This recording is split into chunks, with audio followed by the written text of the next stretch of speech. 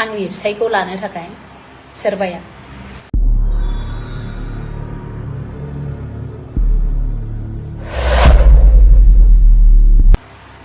आंनि न'खौ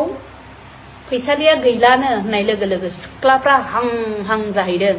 बै न'आव थानो मोनगोन साननानै हा न'आव थानो मोनगोन थाहै सोरबा हिनजावा बे न'आव आं लुनाय न'आव थाहैसै न'खौनो फानजोबगोन आं मिथिबाय ना मिथिबाय न'खौनो फानगोन आं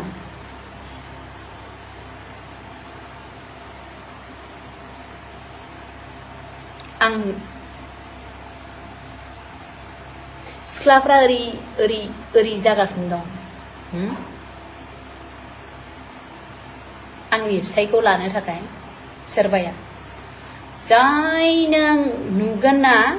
ओरैबायदि खालामगोन आं बे हिनजावखौ आंनि फिसायजों जाय मानसिया सिथाबदों